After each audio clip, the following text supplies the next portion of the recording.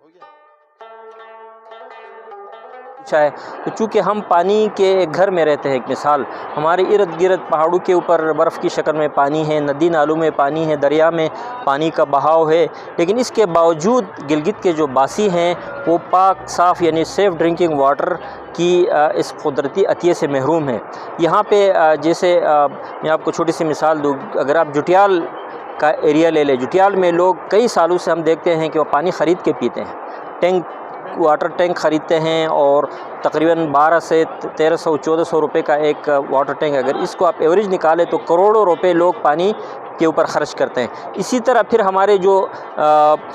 پرانے جو ہماری آبادیاں ہیں جیسے امپھری ہے، کشروٹ ہے، مجینی محلہ، یہاں کے لوگوں کو جو پانی مہیا ہے اس کی کوالٹی اتنی بہتر نہیں ہے، یعنی بہت سارے ہمارے لوگ یہاں پہ جو بیماریاں بڑھ رہی ہے، ہیپیٹائٹس گلگت میں بہت زیادہ بڑھ رہا ہے، یرقان کی بیماری، اسی طرح بہت سارے اور واٹر بورن ڈیزیزز گلگت کے شہر میں بڑھ رہا ہے، جس کی واحد یہ کہ انڈیکیٹر ہے کہ ہمارا پانی صاف یا سیف نہیں ہے۔ تو اس کے لیے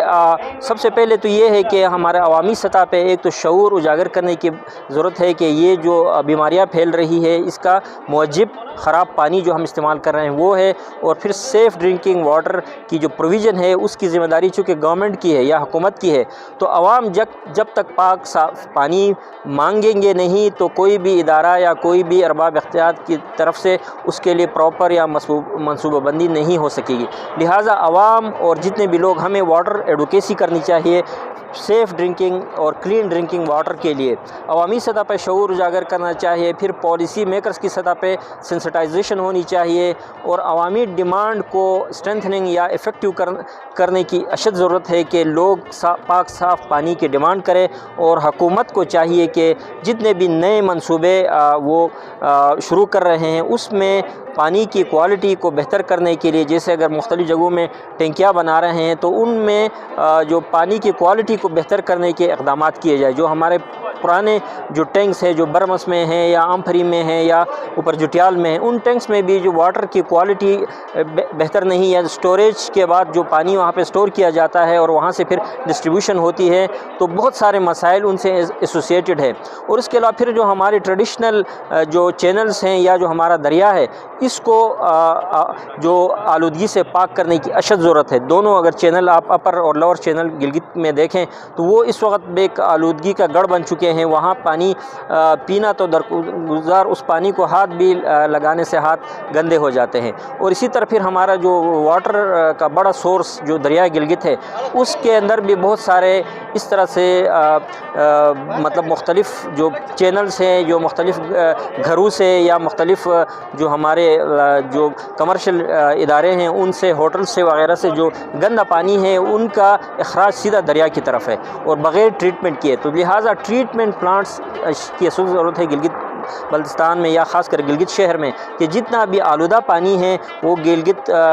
کے ریور میں جانے سے پہلے ان کو ٹریٹ کیا جائے، ان کو صاف کیا جائے اور ان کو ایگریکلچر کے مقاصد کے لیے استعمال کیا جائے، اور یہ دریائے گلگت اگر صاف ہو تو ہمارے 50% سے زائد جو ہمارے پانی سے ریلیٹڈ ایشوز ہیں یا بیماریاں ہیں ان پہ قابو پایا جا سکتا ہے۔ چونکہ آج پانی کا عالمی دن ہے، عالمی دن کی مناسبت سے جو ہمارے گلگت بلتستان میں پانی کے مسائل ہیں یا پانی کے جو ذرائع ہیں ان کا استعمال کس طرح ہم پائیدار کر سکتے ہیں، اچھا جو پانی کی آلودگی ہے ہم اس سے کیسے بچ سکتے ہیں، زیر زمین جو پانی ہے اس کا آج کا جو دن تھا اس کا تھیم تھا زیر زمین پانی ہمارے پاس کتنا ہے،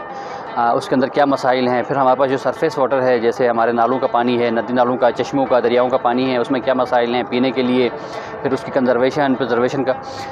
تو اس کے حوالے سے میں یہ بتاتا چلوں آپ کو، چونکہ گلگت بلتستان میں زیادہ تر ہمارے پاس سرفیس رن آف یا جو سرفیس پانی ہے جو ندی نالوں کی شکل میں، دریاؤں کی شکل میں یا چشموں کی شکل میں وہ زیادہ استعمال ہوتا ہے پینے کے لیے، کاشتکاری کے لیے یا آبپاشی کے لیے۔ جو زیر زمین پانی ہے وہ ہمارے یہاں بہت زیادہ نہیں ہے، اس کا زیادہ استعمال نہیں ہے، لیکن کچھ ایریاز میں گلگت سٹی میں یا اسکردو میں تھوڑا بہت اس کا استعمال ہے، لیکن اس کا استعمال کوئی کرنے سے پہلے چونکہ گلگت میں شہر میں ہم آپ کو اندازہ ہوگا کہ ہمارے یہاں جو سیوریج کا جو سسٹم ہے وہ ساکیج پٹس ہیں، اور ساکیج پٹ گلگت میں اتنی مشرومنگ ہو گئی ہے، آبادی ہو گئی ہے، بڑھ گئی ہے، جس کی وجہ سے زیر زمین جو پانی کا ٹیبل ہے وہ زیادہ بہتر ہوا ہے، اور بہتر ہونے کی یہ وجہ نہیں ہے کہ وہ پانی صاف ہو، جہاں کہیں بھی یہ چشمے ہیں، وہ جو ویل ہیں یا جو ہم زیر زمین پانی کا استعمال کرتے ہیں، اس کا پہلا ٹیسٹ کرانا بہت ضروری ہے، چونکہ اس میں کچھ کیمیکلز ہوتے ہیں جو صحت کے لیے مضر ہیں۔ اور اس کے علاوہ جو ندی نالوں کا پانی ہے اس میں بھی ہمارے گرمیوں میں مسائل اس میں آتے ہیں، آلودگی یا جو ہماری سنو میلٹ ہوتی ہے تو اس میں کچھ ٹربیڈیٹی یا ہم اس میں گدلا پن کہتے ہیں، اس کا ایشو آتا رہتا ہے۔ تو اس کے لیے جو پانی کا استعمال ہے اس کے لیے پانی کی ٹریٹمنٹ بہت ضروری ہے، اور جو ہماری واٹر سپلائی ایجنسیز ہیں، پانی کا جو پراپر ایک بیسک ایک ٹریٹمنٹ کا سسٹم ہوتا ہے اس کو اڈاپٹ کریں۔ دوسرا یہ ہے کہ جو ہمارے ندی نالے یا گلیشیئرس کا جو پانی ہے وہ اس کو ہم ضائع ہونے سے بچائیں، اس کا غیر ضروری استعمال نہ کریں، بلکہ ہم ایگریکلچر میں بھی اس کا غیر ضروری استعمال کرتے ہیں۔ دنیا میں ابھی بہت ساری ایفیشینٹ ٹیکنالوجیز آئی ہیں، اس میں اسپرنگ ایریگیشن ہے یا ڈرپ ایریگیشن ہے، اس کا ہمیں اگر استعمال کریں، اس کی طرف اگر ہم شفٹ ہو جائیں تو نہ صرف ہمارا جو پانی ہے غیر ضروری جو ہم ضائع کرتے ہیں اس سے ہم بچ سکتے ہیں، بلکہ جو لینڈ سلائڈ ایروجنز ہیں یا سوائل ایروجن ہے، زمینی کٹاؤ ہے، اس سے بچ سکتے ہیں۔ جو فلڈ ایریگیشن کرتے ہیں یا ہم پانی دینے کے بعد کھیت کو یا جو ہمارے اپر ایریاز ہیں ہم اس کو چھوڑ دیتے ہیں، جس کی وجہ سے بہت سارا پانی نہ صرف ضائع ہوتا ہے بلکہ ہمیں زمینی کٹاؤ کا بھی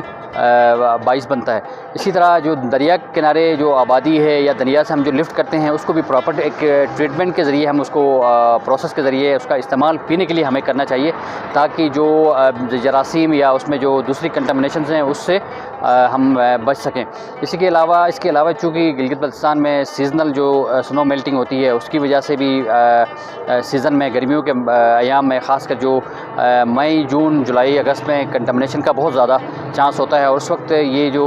گدلا پن ہے پانی میں بہت زیادہ آتا ہے۔ اس کے لیے کچھ بیسک طریقہ کار ہیں یا جو عوامل ہیں وہ ہمیں اس کو اڈاپٹ کرنا چاہیے، اور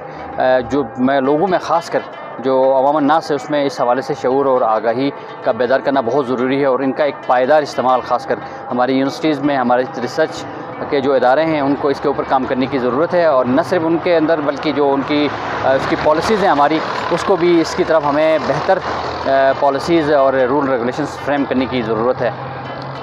آج پوری دنیا میں صاف پانی کا عالمی دن منایا جا رہا ہے، اور اسی دن کے حوالے سے آج گلگت میں بھی کچھ سرگرمیاں جاری ہیں، اور جو اس سال کا تھیم ہے جو صاف پانی کے عالمی دن کا جو تھیم ہے وہ میکنگ انویزیبل ویزیبل، جو گراؤنڈ واٹر ہے اس کے حوالے سے ہے، اور اس حوالے سے جو نشیبی علاقوں کے لوگ ہیں خاص طور پر جو